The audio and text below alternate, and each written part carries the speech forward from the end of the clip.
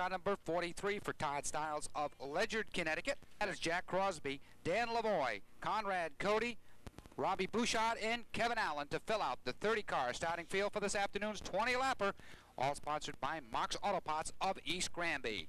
They work their way slowly off of turn number 4. Peter Locke with a Pontiac Trans Am heads to the infield.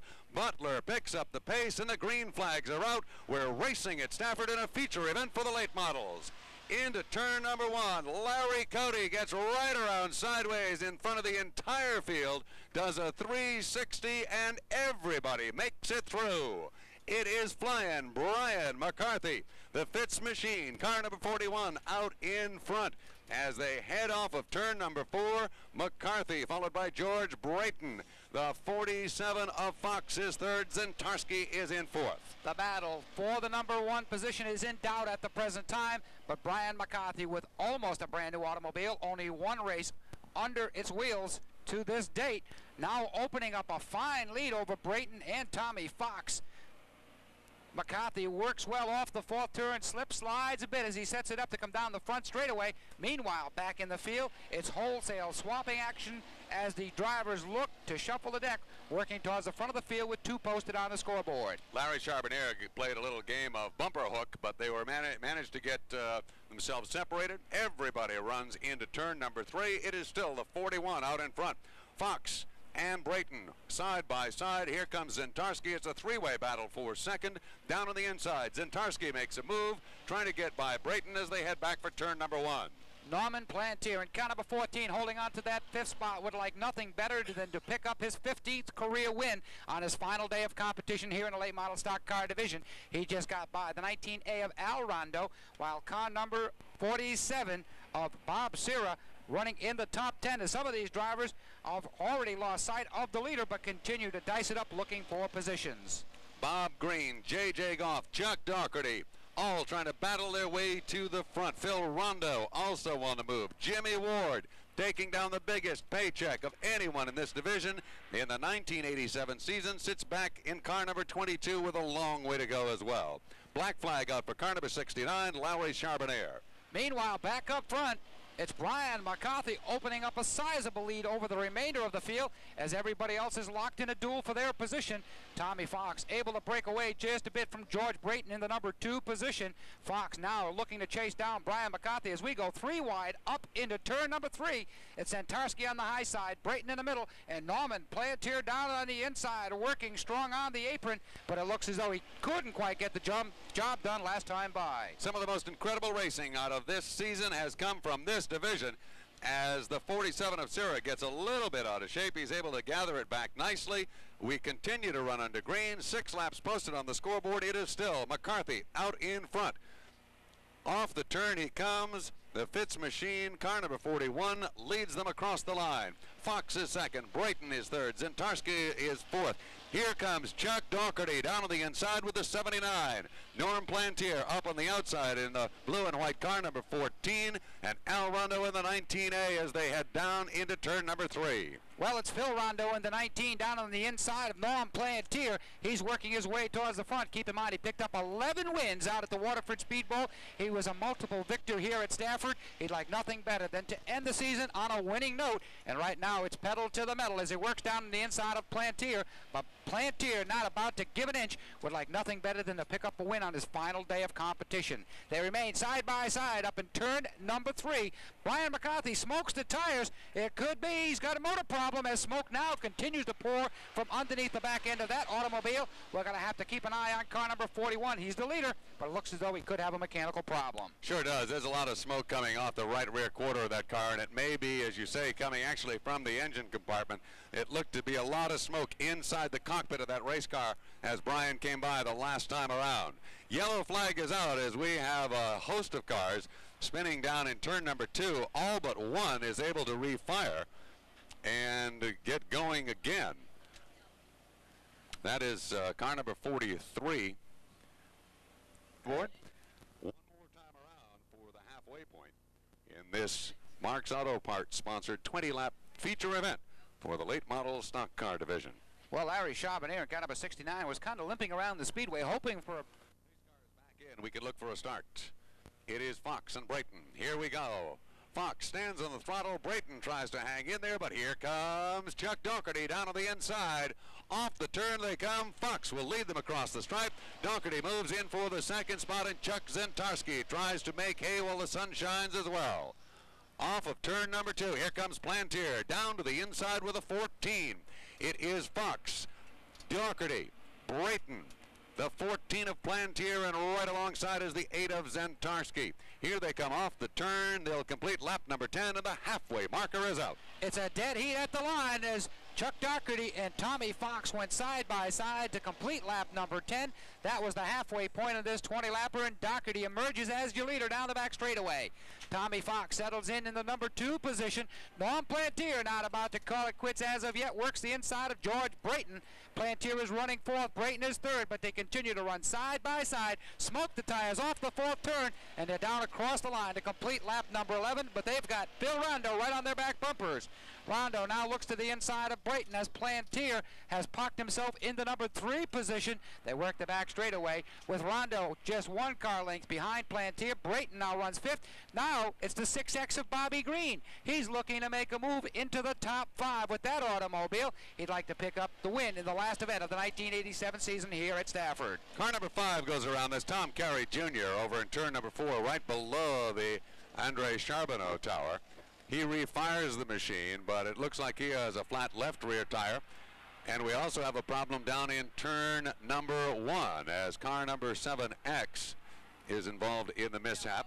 Al Flynn's automobile. And the caution flag is now out. Lane immersion. Welcome, gentlemen. And the green flag is back out. Chuck Docherty picks up right where he left off, out in front of the class, but Tommy Fox, running in that second spot, has his rear mirror full of the 14 of Norm Plantier and the 19 of Rondeau. Side by side, it's Plantier and Rondeau battling for the number 3 position. They've got Tommy Fox in front, and they play a little bumper tag with Fox down the back straightaway. It looks as though Phil Rondeau looking for some waiting room. He's getting a little impatient as they smoke the tires off that 4th turn. 13 are complete. Chuck Docherty is out front. The heavy hitters stuck in traffic trying to claw their way towards the front of the field, but it looks as though Docherty has things covered at this point. 3 wide off turn 2. Plantier, Rondeau, and Fox side by side all the way down the back straightaway up into turn number 3. Now heading for turn 4. They remain side by side, but now Fox off the pace momentarily drops back a bit, but we've got problems off the 4th turn. Ted Chalmers, George Brayton, the 47 automobile of Bob Sira involved some heavy contact by Chalmers. It appeared that the 6X of Bobby Green got squarely off the 4th turn, and after that it was a case of looking for racing room, and none was available at the time. Chalmers, with heavy contact to the concrete wall, slid most of the way down the straightaway. Car number 47 of Bob Sira also involved with heavy damage. Sira over quickly to tech with the safety personnel on the condition of Ted Chalmers. George Brayton in the Vanco Racing number 21 also halfway down the front straightaway. He's still sitting in the automobile, but we can see motion from that car. Right now the emergency crews are checking on Ted Chalmers in car number 71. They're focusing their attention to get that driver out of the automobile. As you can see, that car is very heavily damaged after its concrete wall attack, as well as a few other cars that were kind of spinning down the front straightaway. That really is exactly what it was, too, Joe. He was down on the inside, headed in a 90-degree angle, and went directly head-on into the concrete wall here on the front straightaway. Keep in mind that all of the emergency personnel are well-trained for just this type of an emergency. And obviously the main concern is to make sure that the driver is tended to properly. But a very, very hard hit for Chalmers in the 71. A hard hit as well for George Brayton's 20. He's climbing out of the race car, a little shaken up, but he is walking away. A nice round of applause for Teddy Chalmers as he kind of shakes his head and says, wow, the bells are still ringing. But it is indeed a good sign, and we are all very, very grateful that Ted is okay.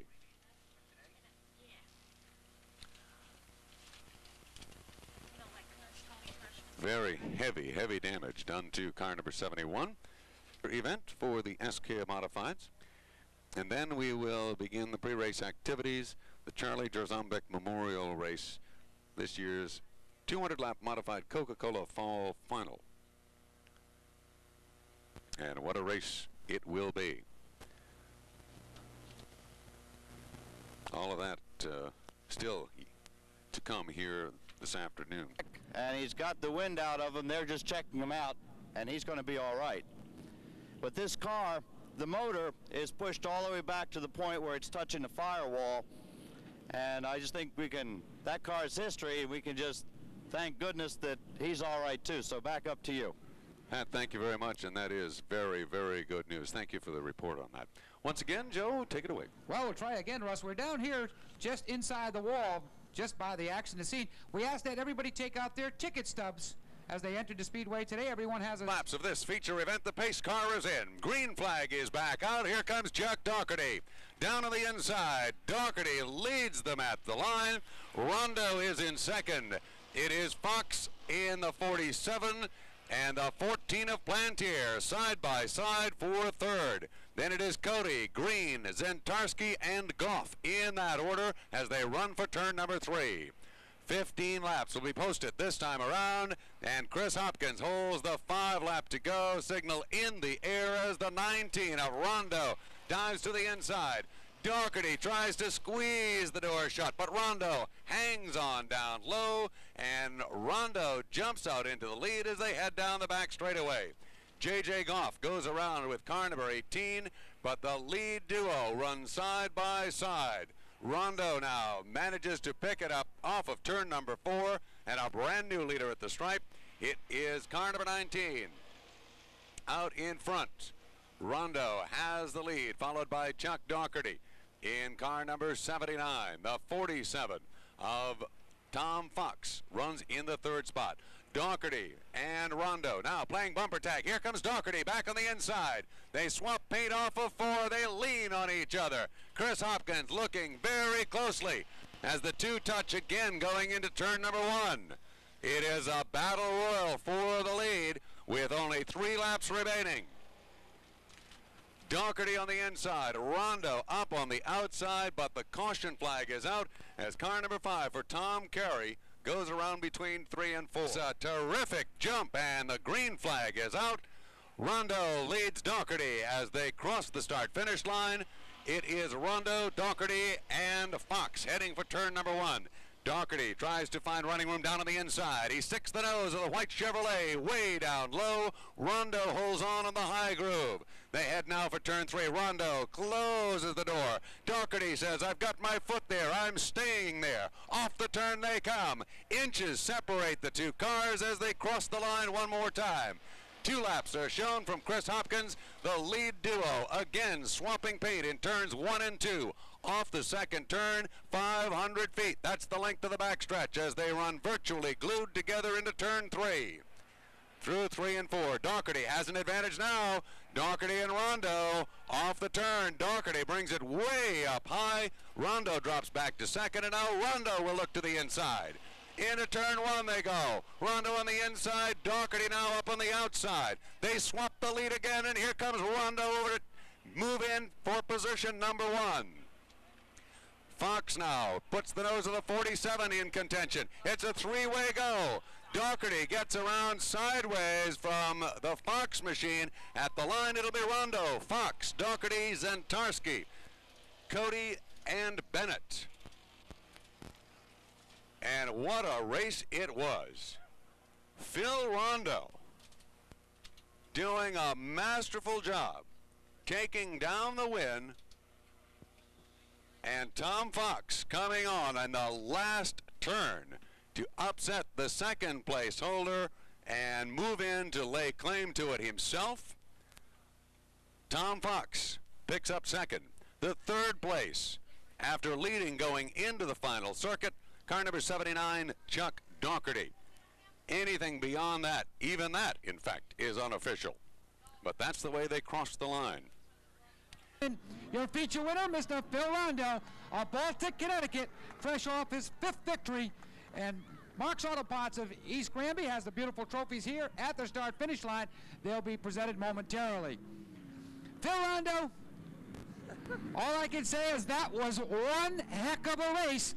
A better finish no one could ask for. On lap number 17, you're the leader. On lap number 18, did you give up the lead? Did you want that inside groove on that final circuit, or was that something that just happened? Well, Chuck Docherty is putting a lot of pressure on me. I really couldn't get around him on the outside, and I knew I had to get on the inside of him to beat him, and that's the only thing I did. I just got on the inside and beat him at the end. You're telling me you backed off between turns 3 and 4 and let Chucky out front momentarily? I sure did. Well, that was one heck of a daring move at any point as the race was winding down, but it proved to pick up the win. That's win number 5. That's 16 wins between Waterford and Stafford. You were crowned the Waterford track champion last year, and Phil Rondeau, you pick up the 1987 track championship right here at the Stafford Motor Speedway. You'll pick up all those honors at the November 21st banquet out at the Quality